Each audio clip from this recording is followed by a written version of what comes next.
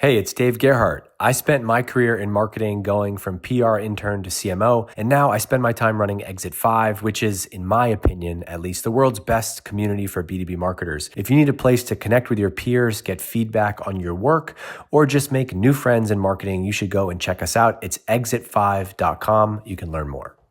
This episode is brought to you by our friends at Vector, the tool to make sure you're getting your ads in front of your exact buyers. You know, the people that are actually visiting your website, clicking your ads, researching your competitors. Also, you can sell more stuff. Go check them out at vector.co. And we're here. Episode 52, technically. 52. But guess what? We got today I would say it's juicy. Not the best, but it's juicy. It's not the best. It's pretty juicy. It's meaty, you know. It's definitely a meat. Yeah. Meat pocket. Meat pocket. Bro. Get into it though. Get into it because we got some good stuff. Okay. Go. First off, I don't know if you've seen the chaos. I mean, this past week's been chaotic in terms of ChatGPT versus Anthropic. Oof. Claude, I guess. Every single LinkedIn post saying they're leaving ChatGPT, which I think is fair because ChatGPT sucks now, in my opinion. I'm just going to take a step back because I'm going to lean into this. Okay. The whole reason everyone's leaving ChatGPT to Claude, outside of the product section, is that, in my opinion, is that ChatGPT signed a contract with the Pentagon on Saturday. Okay? Okay. And everyone's like hating that because that obviously has implications of spying on, citizens, like spying and like being part of the wars and all that stuff. The reason ChatGPT got it though was because Anthropic ended their contract with the Pentagon on Friday. Boom. Can I tell you why that's important? For the same reason. Yes, please. Yes, for the same reason, which I think is great. But what I think is very interesting is that the headlines are reading ChatGPT signs a contract with the Pentagon. Everyone's leaving. All the LinkedIn posts say everyone's just leaving ChatGPT because of the moral quandaries here. Quandars? Yeah. Yeah. But what you're not talking about is Anthropic was in bed with the Pentagon forever. Ooh. Fuck. Why isn't everyone leaving that out? I get that they ended the contract, but they were in bed with them forever. And then everyone's now just saying, oh, ChatGPT for Claude. I think it's weird. I think it's odd. Ooh. How long did Anthropic have their contract with ChatGPT? That's a great question. With the Pentagon. Anthropic's contract with the Pentagon was a 2-year prototype for an transactional agreement initiated in July 2025 with a $200 million ceiling. So then they start the contract, which basically made Claude available for classified military use, but it was cut short February 2026 after disputes over safety, with the company providing services for no more than 6 months afterwards. So initially they had signed for a 2-year contract, got involved, realized, the military and the government's not using it in the right way. We are out. And ChatGPT is like, cool, I'm in. The next day, literally not even 24 hours, day. Hours later. Insane. I think I'll give them Anthropic kudos, but honestly, I think it's just a great marketing play. I don't think they have this kumbaya, like, oh, I'm the best people in the world. I think it's a marketing play. No way. I do. Really? I think it's a great marketing play. I think it's awesome. I think it's a great marketing play. It's working. I mean, the amount of X and LinkedIn posts saying I'm leaving ChatGPT for Claude. Yes, they lost the $200 million contract, but that's nothing. That's like drop in the bucket in the LLM, like the top nothing. LLM. Yeah, LLM world. In the LLM world? Yeah, I mean, what was Anthropic valuation last week? Was like 300 billion or something ridiculous. You know, for a fact, valuation means shit. But them using that as like 200 million is not a loss for them for the stake in the ground. But the funny thing is both of them are doing it semi as a marketing play.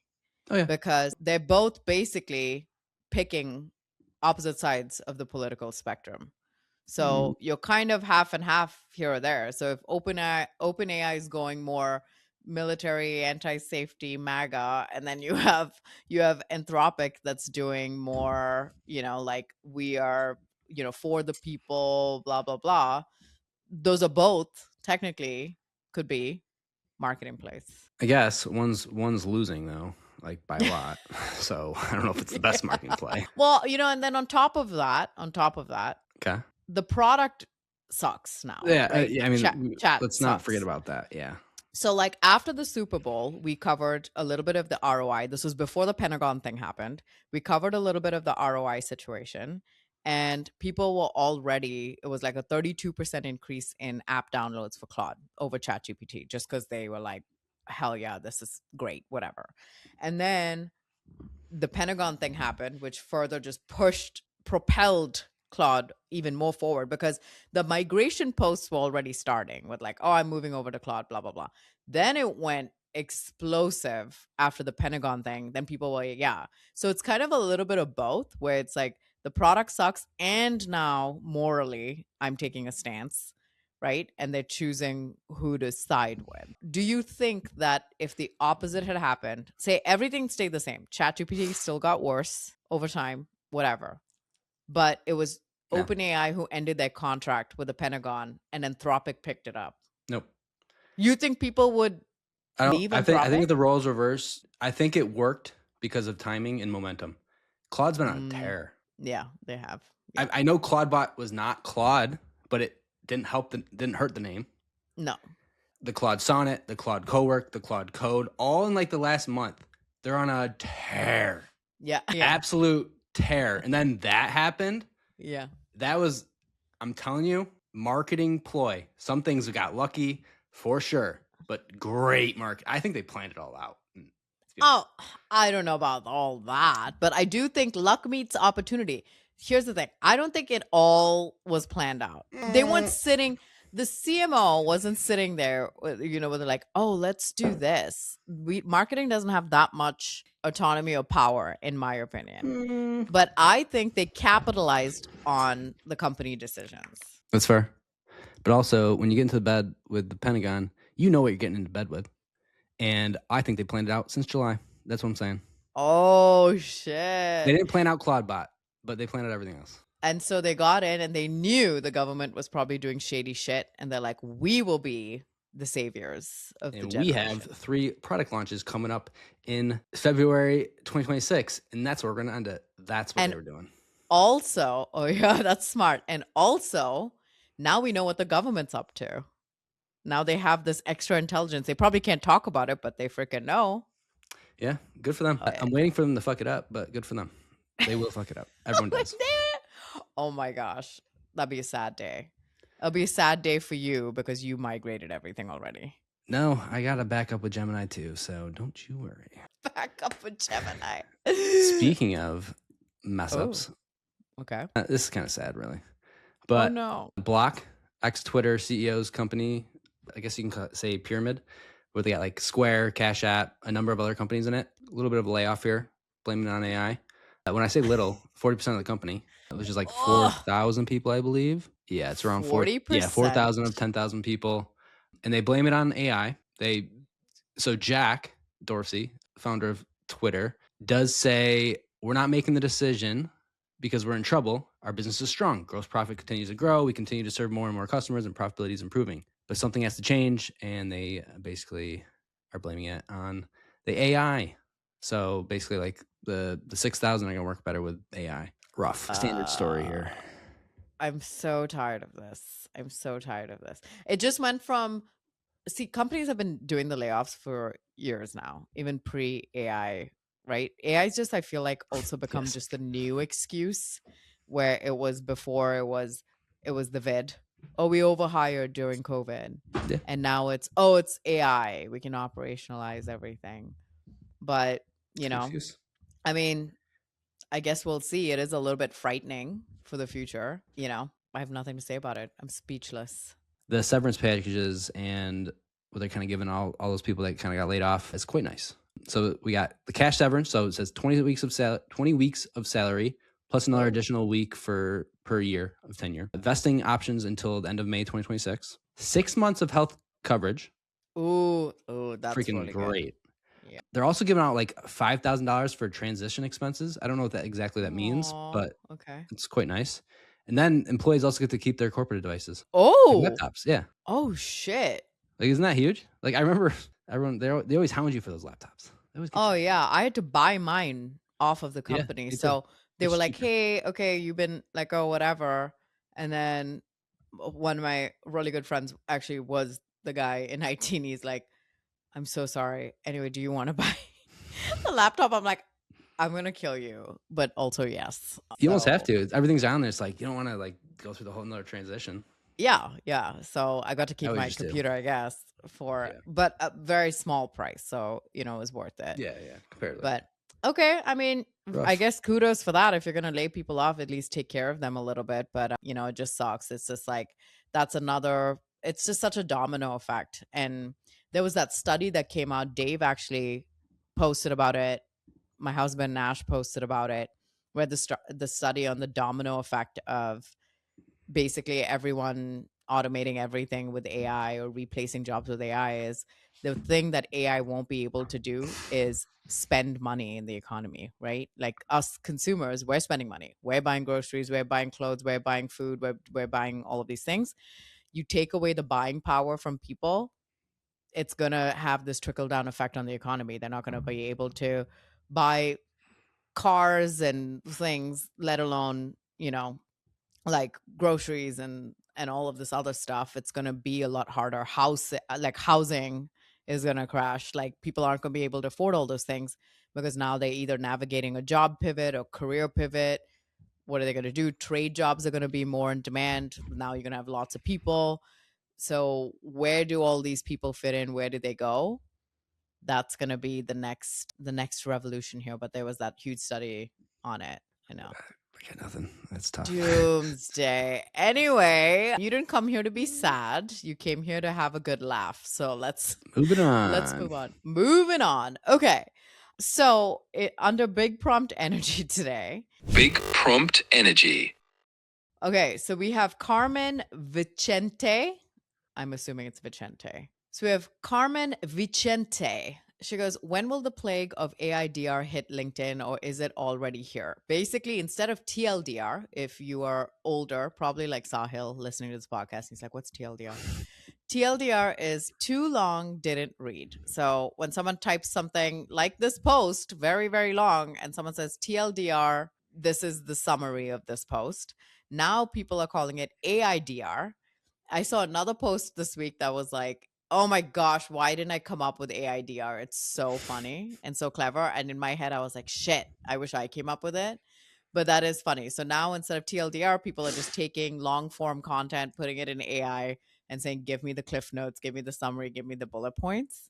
And so that is what AIDR is. It's the new TLD. What do you think of that? It's funny. I think it's a good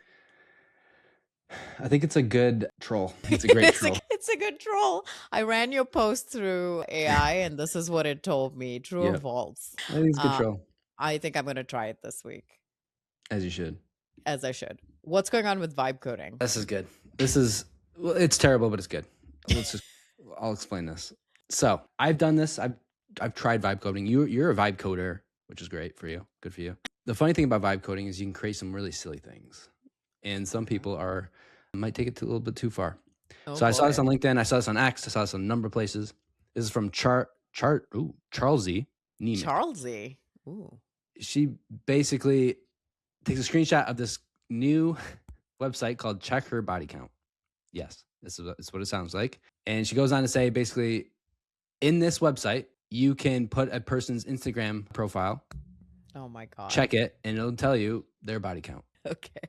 This is the funny thing about this is, so here is the website. If you can't see it, it looks like it was vibe coded. You know how the whole thing about M dashes and all these words that tell you that something was written by AI. This is standard looking vibe code website. It has like the headline, like, and then it has like the it's just classic vibe. Everyone knows what I'm talking about. It's a vibe coded website, but basically it is check her body count, drop her Instagram username. Our AI model analyzes public social signals and estimates her body count. I've seen, in theory, it's terrible. Clearly, that sounds terrible, but also I can immediately tell you it's made up. I mean, yes, it's made up, but I think like, and what she's talking about too is it's not just like, oh, check anyone's body count, which could be like, I get you, funny or cool, whatever. It's very targeted for women, which that's what she's saying, that we are basically witnessing someone's hate for women or contempt for women on this post because it's not anybody, it's just her.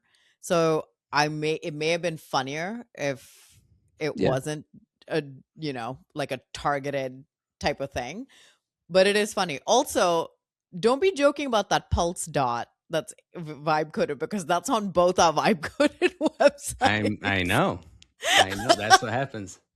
And it's funny because I actually asked it specifically to put it on the Notorious B2B one for a new episode. And that's fair. Okay. Now, let's just double check it. So I put your Instagram profile. You put mine? Which one? The public one or the private one? I put your profile in here. Okay. And it says 41 estimated body count. Extreme. Run. 4,251 male followers. 624 thirst comments. 47 late night posts. 35 suspicious tags. Risk level all the way up. It gives you like, I think there's 8 or 9. You can actually share the results. X post, WhatsApp, copy link. Oh my God. Now, obviously I'm joking. I did not put your profile in it. I put in my B2B Riz marketing company page Instagram profile link in there. Shit, it would have been way funny if you put mine in there. Yeah, well, it doesn't. I did not want to do that because I now want to get canceled. Yeah. And I have like 8 followers on that page, so it's clearly wrong. Body count, it's literally a company page. Yeah. I think it's posted 12 times, and thirst comments it's left 0 comments ever. So obviously it's AI just making stuff up. Yeah. But it's the problem with vibe coding is anyone can create anything. Anyone can create anything. It doesn't have to be accurate. But then the thing is, you have people who are susceptible to that. So again, you and I could look at it and be like, it's obviously fake. We just verified the numbers. Now, we always talk about this. The older generation and the younger generation, very susceptible to this. Very. Not the younger generation. You don't think Gen Zs are? I don't even know the age range anymore. I don't even know. Yeah. These can definitely be problematic. Like this one, very obviously in good fun. Now, no, it's not. It's not. It's not good fun. Like because some people are susceptible, and you put people's profiles in there, it could be bad. Like to your point, if it said check their body count, maybe it would have been different. Because I was going to comment in that post, I did not because I didn't want to get canceled. But I was going to say, okay, well, what if it was reversed? What if it said check his body count? Like, would there be a fuss? Would there be a fuss? Yeah. Would there? I don't know. But I think that's why. If they said there or like check this, check what if it said check his body count? Would there be? I'm asking. Would there be a fuss? I mean, it's a See what I'm saying? point. But it didn't. But your gender has not been oppressed for many a year. No debate. Yeah, we're the worst. No debate. White males are the worst. Let's get that clear. White males are the worst. We are the worst. This is so true. It's white balding males are the worst, including me.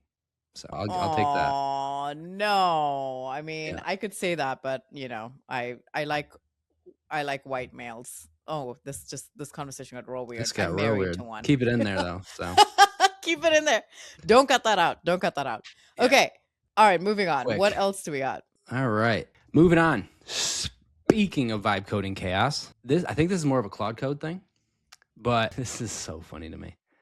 So everyone on LinkedIn, at least, and probably X, says that you could create your own CRM. You can create your own product. You can create a Slack. You can create a Zoom, all this stuff. Guess what? No. So this person, Anton Karbanovich, vibe coded a startup. My vibe coded startup was exploited. I lost $2,500 in Stripe fees.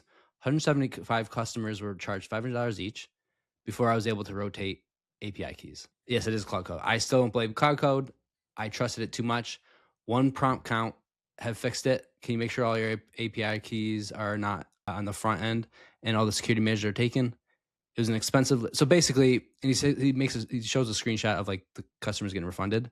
Yeah. It looks like someone hacked it, or there was some sort of security error with their vibe coded startup because they vibe coded it and they didn't do the right things.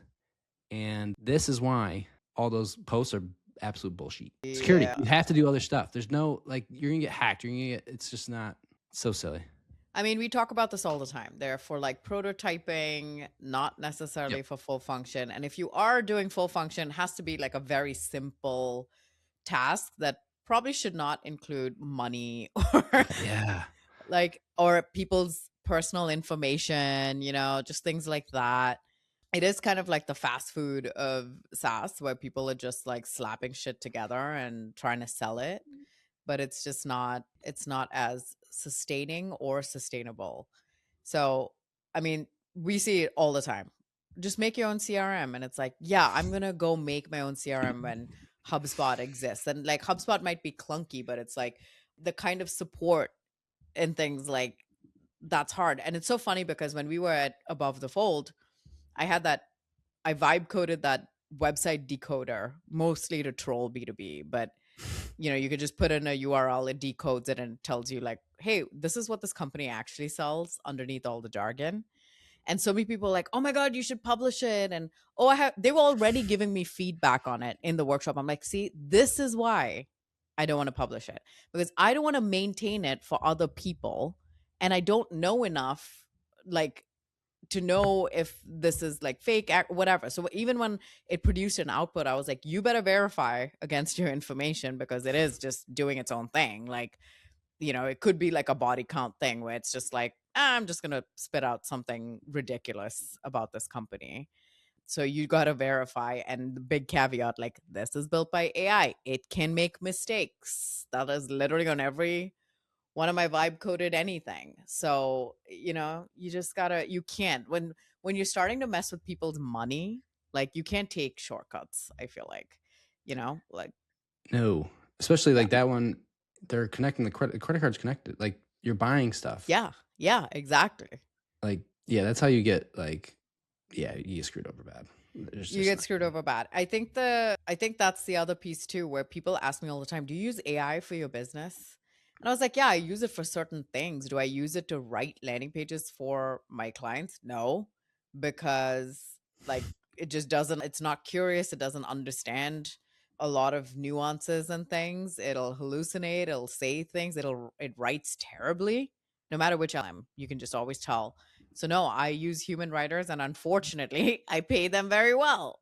So we are definitely not there yet. And if I wanted to be greedy, I would just keep all the money and just vibe code these landing pages, and then I wouldn't have a business in a couple of months because they're all going to be shit and my reputation's on the line. So don't do that stuff. Fair.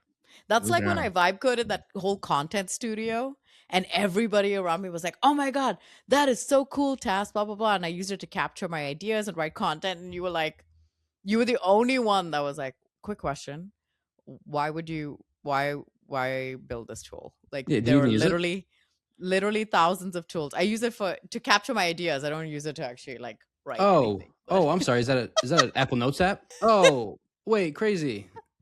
Yeah, Tim was like, why are you building this? Just write. Why are you overthinking this? I write all my posts in my Apple Notes app, and then I post it. I was like, oh, okay.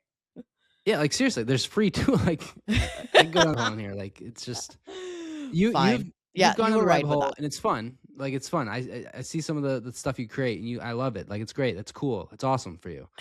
And you've created 2 websites for Marketers Exit and then Notorious B2B. Awesome.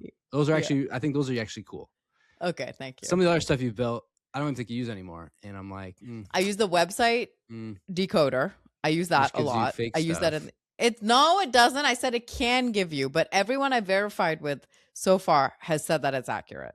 First of all, because it's like a reflection of their company. It's like a mind reader. They tell you very vague things. This one is not. You should. Oh, you have a parent. Yeah, I do have a parent. You're right. Yes. No. That's what's going on. Okay, I did build that breast milk stash tracker, so that one's pretty good. So there's ones with like little inputs are like really nice. Yeah, that's good. I did build a website auditor based on my POV. That one, very tricky. Very tricky. That's what I'm saying. It really just depends on the use case. Anyway, go on. Moving on. Hey there, Jess Cook, head of marketing at Vector here. And anyone who listens to Tass and Tim on Notorious B2B is a friend of mine. So I'm going to hold your hand while I say this. Native targeting is filling your funnel with ghosts. Wouldn't you rather put your ad dollars toward, I don't know, people on your website, clicking your ads, researching your competitors? I know I would. Vector lets you build ad audiences from those exact people, unlike native targeting, which gatekeeps that shit. only letting you pick like some titles and industries and then just trusting them to show your ads to the right people. Boo. Okay. Rant over, go to vector.co and get your ad audiences right. Just flagging. All right, just flagging. Steph Pennell. Let's see. This one's a really good one, and it's a good topic for us to discuss in general. And it is around gatekeeping in B2B. We love to gatekeep. We gatekeep everything, okay? We gatekeep fucking like white papers. We gatekeep events.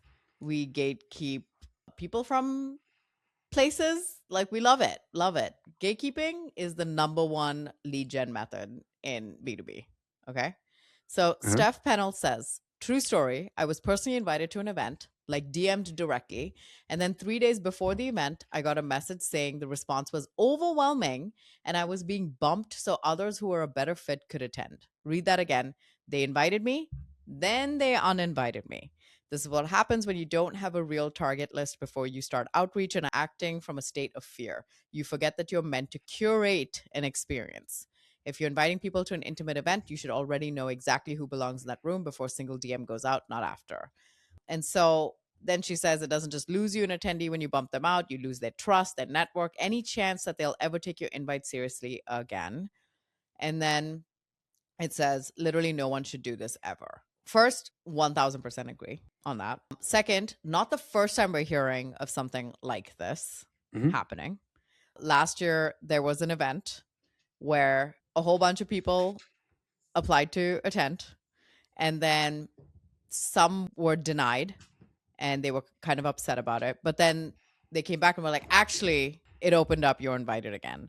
And I think the buzzings I heard was it left a bitter taste in their mouth because they were like, oh, they thought they could fill it with better people, and then they couldn't, and then they came back to us, right? It's like, oh, I'm gonna leave you because I do think that, you know, there's hotter people out there. Actually, I realize they're not that hot. I want you again. It's like literally that kind of feeling, and no one wants to feel like their plan B. It's like Love is Blind. You're picking your second option because the first one, you know, bailed out. So yeah, this is not a new situation in B2B. I agree. I think the funniest part about this is you reached out to me. Yeah. I didn't reach out to you, be like, hey, can I come to your event? Yeah. You reached out to me. Are you serious? How terrible is that? Like, I don't know if she knew about the event before, but like, you reached out to me. Yeah. How crazy is that? Like, it's a different story if like you reach out, be like, hey, can I come to this event? Like, yeah. And then like later on, like, oh, I'm sorry. Like, I shouldn't have said yes to this. Like, appreciate. No, this is completely opposite. Like, you reached out to me. I said yes because I feel bad for you. I thought you needed attendees. Essentially, that's what I would say. But that's the craziest part. It's a terrible experience overall, obviously. But like, he reached out to her. That's so crazy. You can't let her in one person. Come on. Yeah. Come on. Oh, and that's the part where it's like this person's probably is like, oh, that's cool. I got invited. I'm gonna make all these plans because it's 3 days before the event. Logistically, she had to have planned going. She might have canceled other plans, rescheduled other things, whatever. What if it's travel? That would blow my mind. That would. Yes. I would tag them. I would tag them. I would ask travel. for reimbursements for any cancellation fees, all of that stuff, because that absolute BS. I would tell them my credit cards don't give me free cancellation, but I still I could cancel. Like, I wouldn't tell them I can't cancel for free. I would get. They'd be paying. It'd be like first class for sure. Okay, so TLDR/AIDR. Nice, thanks. Don't do this to other people. If you're going to try to go after an event, you should either curate your list, fine, if it's a small company or small event that you want to fill up. Don't do this to other people. Reach out to a few select people, see if they say yes first. If they do not, then reach out to a second set of people, and third. You should never reveal to someone or tell them and make them feel less than because of that. And I think like we're still trying to figure it out, because in an ideal world, you obviously want your specific matches to come to an event, right? Like, I get it. I get it from a profitability standpoint, from an ROI standpoint. You want more of your ICP in the room. Get it. I totally get it. But then you have to be willing to wait and not try to fill up, the docket really quickly and then expect people to just fall off. It makes people feel like used and abused. And yeah, I mean, it totally hurts your reputation and brand. It does. And I feel bad because it's probably not even the person that DM'd her. It's probably like the boss. And then the person who DM'd her had to go back and take care of business. Yeah. Oh. Because just for context, Steph is an event person too. Like, that's what she does. So they probably knew her from events. It'd probably been actually very helpful to have her there. She probably knew she would know a lot of people. I've seen her events. I've done stuff with her at events. She knows a lot of people. Oh, you know her? I know. She worked at Zoom Info. Okay. She's done a lot of events over the years. Okay. And she's a connector. So like, that company fucked up. That's what I'm saying. Oh, they shot themselves in the foot then, because she's gonna tell everybody about that. See, I would tell everyone and be like, don't work with them. That's just me. That's just me because I'm petty like that, But That's fair enough, actually. Okay, so when we were at Above the Fold, we did this outreach workshop. And since then, where we went through like the various types of shitty outreach. And since then, the docket's actually been full of shitty outreach tactics that we're seeing. And it's so baffling to me because I'm like, I'm shocked that there are more new ways to do bad outreach every freaking week. It's every time. It's really crazy, actually. First up, from Kate Ingham Smith. So the screenshot, it's from a person, Turtle Bay, or a company, and the subject headline gets cut off. But it said, before the subject line gets cut off, it says, fact, sunny days need jerk and cock, ... I don't know what the finishing line was, but it's just, I'd open it. I mean, it'd be funny. No, I wouldn't. It would go into spam. What am I talking about? Yeah, so make sure that the cutoff point, we're not stopping at an awkward point. Okay, so what are the comments? Because immediately I would run to the comments. So one person, this is probably from experience, said, so this is George Levins. As a rule, I do not use the words analyst or assist in anything that could be truncated. Analyst, anal, assist, ass. Nice. Kind of blew up. That was kind of funny. That's pretty much the best one. But it's like, what's the full sentence or the truncated word for that word? Jerk and cocktails. Cocktails. Oh. Jerk still doesn't work out well. Oh my gosh. That is good. That's good. Funny. I actually only want to send emails like this. When we start our newsletter for Notorious BB, we're gonna do this like on purpose. Moving on. Make people love it. Yeah, that's funny. So this one, you take this one. Okay, I'll take this one. So Jen Allen Newth, one of my faves, she obviously talks a lot about cold outreach, what to say on sales calls, blah blah blah. Anyway, so she goes and she downloads this Salesforce study, and within 30 minutes of that, she gets like 3 outreach emails, like that are part of the whatever sequence, right? So she sees agent force sales agent. Okay. First of all, the first name that she obviously put in the form to get the report is blah BB. And then within, minute 1, 3:01 p.m., she gets the first email. 3:02 p.m., she gets the second. 3:12, she gets the third. And it's this whole like sequence, obviously, they've thrown her into just because she downloaded one freaking report. This is the exact reason why users and people in B2B will think 1,000 times before they give you the only piece of leverage that they have, which is their information, because they know you're going to freaking harass them forever. Case in point. Yep. Now, obviously, there's some comments here about the AI being chaotic here. I just want to be very clear. This has been happening way before AI. Oh, yes.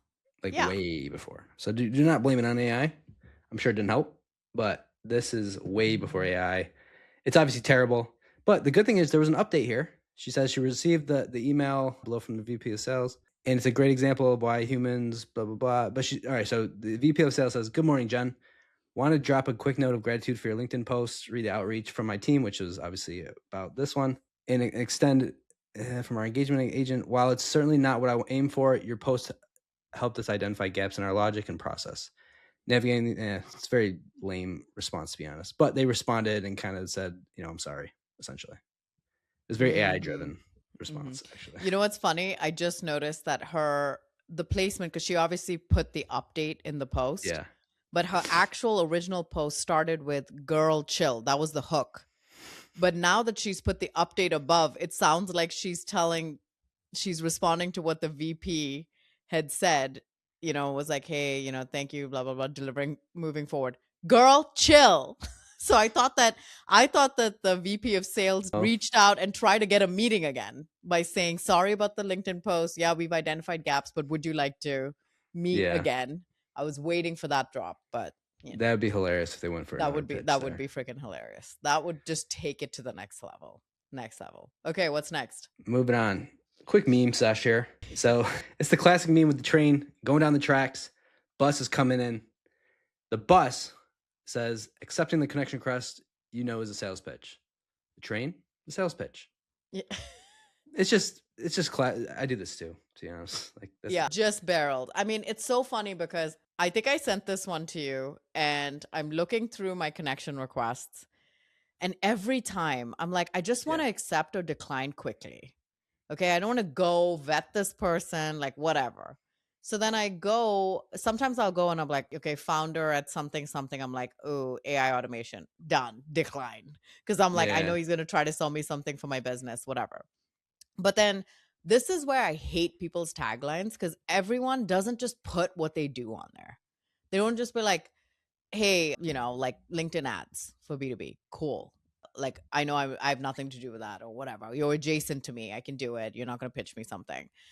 Or like, hey, director of digital and website. Cool. Whatever.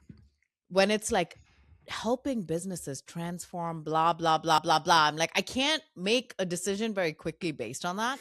So I'm going to look at two things. One, how many mutual connections do we have? Do you look like the kind of person who's going to pitch me? That's always the hard one. And then if they do send a note, sometimes I'm suspicious of the note. Sometimes the note comes in, it's like, hey girl, love your vibe, blah, blah, blah. And I'm like, oh, that's cool. They want to be my friend. No, the vibe is that they think that the vibe's good for them and that I have money to give them. That's the vibe. No, Tim knows I am stingy with my money. So no, that's never the vibe from me. So. What? You have 3 cleaners though, so I don't know about that. Oh my God. Lastly, for outreach here, this is how to reverse it, I guess. Ding Ding is a business owner. He sells basically video for companies. He got a pitch from someone trying to sell something. I love this response. He probably does it for all of them. Reverse Uno card. Do you have any plans to capture video and film content there? Love it. I think that's great. I'm gonna start doing that for everything. I think I'm gonna start doing it too.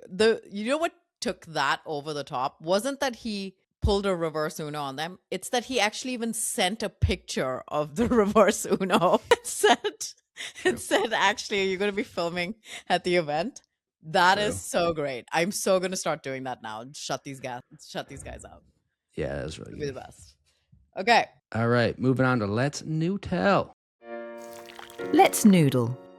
Man, you have been the star of the show today. That's what happens really when you don't do any research and you just expect your True. Very true, actually. All right, starting off, we got a good one because I thought it was a good topic to, as they say, noodle. All right, this comes from Reddit, but it's on LinkedIn, so it's a whole screenshot thing. Megan with 2 N's, by the way, Mizyak, wants to start a new series called What the Fuck Wednesdays. Don't care about that, but the screenshot, here we are. So the headline of it's an R sales for Reddit. Company just told me my $340K deal is being split with an AE who sent 1 intro email 8 months ago. What are my options? I'm not going to read the rest of it yet. Go. Like what does that blow your mind? Blows my mind already. If that's true, that blows my mind. It doesn't blow my mind, and I'll tell you why. Because this is just to be expected. 1, the deal size is huge. $340K. Yeah. Right? The deal size is huge. Usually when the deal size is big, companies start getting iffy, okay? They start noodling on, oh, well, who gets credit? Is it really this person? There's no way this SDR brought it in by themselves. Let's dig in deeper, yada yada. And it's this whole thing of like who's getting paid, how much does the company get to keep versus splitting the commission, yada yada. There's also, I bet you, limits to how much an SDR, an AE, whatever can make commission wise. Remember when that huge Oracle deal happened? And then I messaged Jen Allen Newth, I messaged Brian Lamana at Gong, and I was like, talk to me about what it's like and whether this person's actually going to get the entire deal. Both of them are like, no shot. After a certain point, like the company will do a lot to make sure that a single person doesn't get a payout. So that it's surprise. If I was layman, if I was just a regular person, I'd be like, yeah, that sucks. Whatever. Being in B2B and knowing how freaking chalu these companies are, I'm not surprised. Now you go. You said your mind's blown. Fair enough. Well, my mind's blown, but let me just give you some more of the context of AIDR, if you will. So the post goes on to tell some more about the story, but essentially, $340K deal. You get 10% commission here. So he's basically this person's splitting 17K down or 34K down the middle, 17K to that person. Now the question also becomes intro email 8 months ago. Like, what does that mean? Apparently, the person did a mass email blast 8 months ago with a generic template. This person actually found the thread. It's literally, hi, first name, love to connect about company value prop. That was the email, like mass email. Oh, so that's what's counting as the touch. And then the person actually goes on to say, the account went cold. I resurrected it through a completely different contact I found on LinkedIn. A completely different contact. Let me just say that again. Wow. On LinkedIn 6 months later. Now this person's getting 17K of my commission because of the shitty email. Because it's technically, because here we go, attribution. It's technically the first touch in Salesforce. Insane. I'd lose my mind. I'd be gone if that happened. I'd be gone. I'd be so freaking mad. I don't know. Is that how it works? Honestly, is that how it works? I mean, The contact thing I don't got know. me. The contact thing got me. Completely different contact? Come on. Yeah, and the mass email thing with the template, I mean, maybe they could argue, oh, he had a list and he sent this, he blasted it to like 50 people and said, okay, the same introduction, whatever. Okay. This is why we don't do based on first touch or last touch. Like, it's too much. It's too muddled. It gets too messy. This is a classic attribution situation. Now you throw marketing in there. Should marketing get some? That's what I was going to say. If that goes through, marketing better be getting money. Marketing better get some freaking money. If that goes through, money coming to marketing. Because that marketing will be doing it all day. Yeah. We could do that. We don't need sales. We don't need sales. No. Marketing could have did that. Yeah, I know. Oh, I mean, the sad part is, if you know that going in, I mean, yeah, you still want the 17K, but would you even close? Like at that point, it's like, what's the work for if you're gonna miss out? Be the other person is what I'm saying. You should be the other person. That's the thing. Mass email everyone. Just do that for every account. Be the first touch. Find every account that doesn't have a first touch, like that's in your Salesforce that has no touch, no original source. Be it. Okay, this is so funny because sales. I know. I was just gonna say, like, your mind sometimes, like when you got mad at that one company and then you use their email and sign them up for all of this bullshit, just like that's like minor, harmless, petty stuff that I love. That's your brain functioning for this as well, where you're like, oh, okay, fine, I'll take the 17K, thank you very much. And for the next 3 fucking weeks, I'm going to mass email every fucking company in our TAM. So I am the first touch on every single thing, and I better get commission on every single thing and see whether going your into a logic data pans provider out. right now, full TAM. Who's not matching it to Salesforce? Who's not in there? Who has no original source? Boom, boom, boom. Mass email, Claude coding. Don't even need Claude code, Claude co-work. And I'm going to do that for multiple companies. So over the years, and I'm going to put it in my contract, I get money over time. Because even if I leave, I still get that money. I get a percent. Amazing. 10 companies guaranteed. Fine. You can have it. That was brilliant. You have it. Okay. That would make me so It would. Okay, let's move on to more misogyny. We love misogyny on Nice. this show. Okay. So, here's one thing that we always talk about on LinkedIn. People don't really argue in the comments. We don't fight. Like, it's not like Instagram and stuff like that where it's like a freaking shark attack, or Reddit. Reddit loves to shred. But this person, Taylor Barnes, she says, "Tell me you're insecure without telling me you're insecure. Context: I wrote a post about how I wanted to be rich, and apparently that was really offensive." So she posts this screenshot of her comment thread, and this guy, Alexander, she goes, "I don't know, I dig this energy." That was the first thing we can see. He goes, "Okay, childlike." And she says, "I mean, I was trying to be nice and I appreciated the fact that you were engaging, even if you seem to not agree with my mindset on this post. Calling me childlike is wild." Okay, brace yourselves. You might want to actually bleep this word. It Oh, just gee. feels so gross to say it. But he says, "Okay, you want to be rich." Not hoe, like hard RE. Okay. Which is insane for someone to say to someone, Escalation. especially on Such a- LinkedIn. So Like- crazy. What an escalation. Like, it's so crazy. Yeah, it went 0 to 100 real quick. Like Drake style. Went straight up. And it's Unnecessary. they got their face on the like Oh, the, yeah. the I don't even know what to call it anymore. The audacity, but like worse. The gall. She did the right thing wow. she did the right thing by just like showing him. Yeah, because leaving it. that's the kind of person. That's like a sling boy, that's sling boy energy. Oh wow. What a tie in Ooh, there. You gotta sling listen to the boy last energy. episode. Or you gotta listen to SBE. the last episode to do that. Last episode, SBE.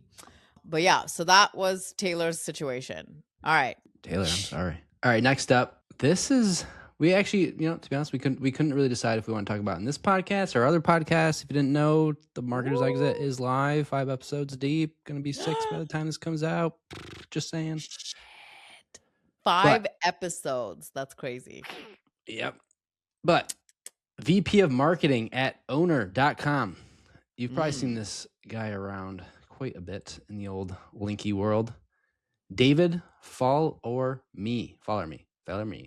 Follow for me. Ooh, oh my gosh, what if that's like David, follow me, but he made it like a name, like follow me. I think it's his real name.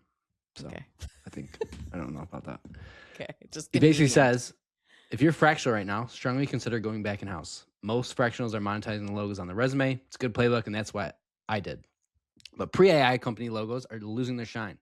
The halo effect isn't the same, but more importantly, the value of the experience is decaying rapidly. When I was doing fractional consulting, I got paid because I had a bag of tricks. Setting up a GTM strategy, content marketing and SEO, headcount ratios, close rate, benchmarks, how to get promoted. But if I look at the bag of tricks, so many of them are becoming irrelevant. I listened to a podcast, blah, blah, blah. They had great advice that fit perfectly in 2019. Not sure about 2026. We were living through one of the most significant tech and societal shifts, yada, yada, yada. AI is taking over. I think you want to be back on the field because the playbooks don't work anymore. Give me your take, and then I'll just tell you why I call bullshit. Ooh. Sometimes I think about that because I had a lot of money in-house and I had a lot of access to some of those bigger tools, like some of the big enterprise type tools that my company was paying 30, 50, 100K for. I had a lot more access to that and knew a lot more about those tools when I was in-house. I don't do that now, obviously out. But do I have to deal with a lot of that? Not really. I actually have more partnerships with these bigger tools. But then am I using the product? I don't know. But he's saying you're learning how many things to like operationalize data with AI and stuff in-house, right? Too. Mm-hmm. Yeah. So you need to go in and out of the field to kind of keep it going. I know you're going to give a devil's advocate opinion, but in my head, I'm like, yeah, but I've learned so much more about stuff being out because I don't have 1,500 stakeholders to bulldoze through to use a tool. For example, when I get on prospect calls with like pretty known companies, okay, in our space, my AI note taker is the only one in there because they are not allowed to have AI note takers. Okay. Yeah. They're not allowed. So you also have a lot of like regulations and stipulations on what you can use. And then if you're like, oh, okay, just do it in your personal time. Well, that comes with a lot of regulations as well, because you don't want to be putting company proprietary information in a personal account of an LLM tool or any other tool, right? So I feel like it's a double-edged sword, but I don't know. I feel like we have a lot more exposure to different companies doing it the way we're doing it versus being in-house. What's your take? Well, that's the thing. In-house, you work with your one company, your company, Mm-hmm. right? Externally, for me at least, I work for 5 to 8 different companies, and I Yep. talk to more, from sales calls and just audits or whatever. So I have different data coming from different companies. Yep. To your point, yes, I'm not as integrated with all these companies. I don't talk to their sales team every day like I did in-house. I don't get to use those tools or like be talking to like all these different products and stuff like that, like, or product owners. It's a little different, obviously, but I think you just learn more talking to other companies because you get more data across different companies rather than just one. You also, I think, just going back to the post, yeah, if you're using the same playbook that you got from in-house and you're not innovating on it, yeah, obviously it's going to get stale really quick. But I think that's before this new era of AI. Like, I think that's just always been like that. Yeah. Way too fast. And I'm looking at all of my engagements. I've worked with like whatever 47 companies or something right now in the 3 years that I've been out. And the interesting thing is that obviously fast tracks the experience. But secondly, my experience at Telium, I only used really in the first couple of engagements, and then I formed my own process, own POV. It kind of became its own thing. So I think it's less about your environment making you stagnant and more about you as a person. How willing and open and curious are you to learn, and how you're going to get there and learn and do things quickly and apply new things that you're learning. Obviously, if you're the person that applies the same playbook and you're in-house, you're always going to be the same person that applies the same playbook. Like it doesn't matter if you're in-house or out-house or whatever. But yeah, I don't know. I feel like I've learned a lot more and to be a better marketer being on the outside looking in than the inside looking out when I'm dealing with lots of more bureaucracy and politics than I am actually like good marketing. Yes. The one thing I would say that I very much miss is I don't have to deal with the politics as much anymore. I don't have to deal with the annoying asks from different people and the hearing about or getting growth goals that are very crazy. Yeah. So my jokes aren't as funny anymore because I'm not living them. I would say that. I miss that very much. So that's one downside. Like I don't get to talk. I don't get to have these enemies anymore. Like I used to, like B2B buying used to be my enemy. It still can, but I'm not buying large contracts anymore. So I don't get to know what's going on right now. Events used to be my enemy because I had to do events and they were supposed to be lead generating. I don't have to do that anymore. Like my enemies are gone. It's very sad. I don't like it. Yeah. Okay. Like LinkedIn reps could be my enemy, but that's not cool. That's not funny. I'm still making fun of it, even though I'm not in it. And I feel like it's still accurate because I get a lot of prospects of my clients will vent to me about stuff one-on-one too. And I'm like, oh, it's the same shit that's still happening. You know what I mean? It is, but it's not as you don't get that. There's a missing touch there because you're not living it. You know what I mean? Like there's no 3 L's. It's just 1 L. It's just one. But you know what? I'm okay with it. I'm not. I'm okay with not living it. That's fair enough. All right, moving on. Okay. April Dunford. April Dunford, if you don't know her, queen of positioning, very, very talented person. But she said, you're a talented marketer working for an absolute tyrant. Here's my advice. Quit. Today, if you can. Make a plan to move on if you can't. You don't need to work on improving your tyrant management skills. Respect your talent and work ethic and your perfectly valid feelings and get the heck out of there. Dang. I'm just going to start with what I think. Okay. So she says this, first of all, amazing, because I think that people dilly-dally a lot, us included, especially on the marketer's exit, where, we're not going to be like, go freaking quit your job. The only person who had the gall, I'll use that word again, to say that to me was Kevin Rapp. When I first was in-house, I was like resentful, upset, whatever. We met for coffee and he's like, go home and quit your job. Now, she says this. Obviously, it's easier said than done, right? She's like, go home and quit right now. Or if you can't, then make a plan to move. The hard thing about this is that the job market sucks. As much as you and I talk to thousands of consultants or solos and stuff like that, because we're in that world, there are thousands of people who are comfortable just being in-house. I just talked to someone earlier this week who's a friend. She's in house and she's like, no, I need the benefits because I have a lot of health issues. I like the stability of the job. I'm too introverted. I could never do sales, whatever, right? All of these things. So ultimately, what are her options? Options are to apply for a new job, but the market sucks. So then the plan you would have is to maybe save enough to where you can just leave the job and then hopefully you'll find a new job. So I like it. It's great advice where it's like, yeah, you absolutely, life is too short to work for somebody who's awful to you and terrible, but you also can't make an impulse / irrational decision, especially if you have kids. Yeah. I think the advice is twofold. It's if you have options, leave. Yes. But if you don't, don't. Like, I get what she's saying. And she also did say you're a talented marketer. Yeah. So I'm assuming there's a stipulation there that caveat. you have options, right? Like if you have options, like don't just quit. You can, if you're working for a tyrant, you go find another, you go apply for other jobs. And when you get one, you leave. Perfect. Awesome. If you don't, stick it out. I'm sorry, but just don't quit unless you have a plan. If you have kids and all that, if you're, 22, you're living on parents' money, do your thing. Get out of there. Did Go be you an influencer. We didn't talk about it because I listened to our first episode of The Marketer's Exit yesterday. And you didn't really talk about whether you had a nest egg at all because you made the jump when Asher was yet to be born. He had 4 months left in the oven. And you made the jump and you were like, oh, it had to work out. But did you have a safety net or you were like, fudge it, I'm just going to do it and try? I had maybe 2 months, 3 months. Like, dang. But this guy was so fucking douchey. I'm talented. Well, the thing is, I knew either it would work or if it didn't work, I told myself, if I don't see any new business in 2 months, I can go find another job. I felt comfortable. I knew I had enough LinkedIn equity that I could go find another job.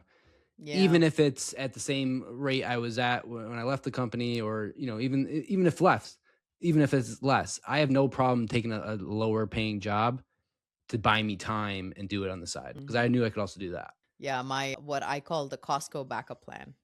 Like I'll go freaking work at Costco. I'll be good. I'm not saying that, by the way. That sounds well. And my first jobs were actually working for like a place where I could do work and work. So like a hotel at night, like you can just bring your laptop and check people in at the front desk. Yeah, you get paid like $12 an hour, but you can also do your work. You can do other stuff. That's smart. Okay. Or working at a restaurant, getting free food. Or I worked at a doggy daycare overnight. The dogs are fucking sleeping. You just do whatever you want. The dogs are fucking sleeping. Love that. Amazing. Okay. Now let's do the last story. Okay, this one's a good one. I hate it, but it's a good one. So, FanDuel. You know FanDuel? You don't know who FanDuel is? No, I have zero idea. FanDuel, DraftKings kind of competitor, sports betting online. Okay. And they do like fantasy sports and all that stuff. But here's the story. FanDuel was sold for $465 million, and the founders walked away with zero. So basically, over the years, FanDuel raised $416 million over several rounds, but the investors negotiated terms that said they get, in any sale, they get up to $559 million. So if they sold for $1 billion, they'd get $559, and then the rest would go to everyone else. Wow. They sold for $465.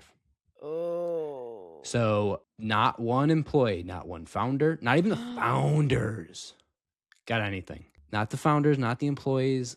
All that equity meant zero. Wow. How? And FanDuel, here's the thing. FanDuel is not like some Joe Schmo company no one's ever heard of. They were pretty big in the scene of like DraftKings. It was basically DraftKings and FanDuel. Wow. Why would they negotiate terms like that? Because they were probably, I don't know what the valuation was, but they were probably valued pretty high. Oh, so they were like, oh, we're all definitely going to make out. And well, that's the other thing. Like there was a time when all the states were coming on board with sports betting. So like I remember buying stock in DraftKings. Did not work out well, by the way. This was like 2021 or something like that. There was all this like hoopla in big, what was it say? So their valuation in late 2022 was $20 billion, I believe. No. Really? So at their highest point, they were valued at 31 billion. And Wow. obviously they sold for way less. They didn't even crack a billy, and they were Didn't even crack a valuated billy. at 30 billies. Crazy. That's insane. That's how much valuations are a freaking joke. Yeah. Yeah. I hate it. Yeah. It's just terrible. like, that's why you don't take it. Okay, well, I'm going to go. All right. We're going to finish it And- off. Close one. Yeah. Closed one. All right. Moving on to close one. We got some good ones here. We got 5. Starting off with Ty Frankel. Funny side note here. When we were pulling it up on the docket, Taz could not see it. I think Ty blocked her. So that's hilarious. But Ty Frankel, he says, I'm blessed to have thousands of warm and loving email list subs. Then there's Jen, LOL. Gives a screenshot of the email. He couldn't close one client.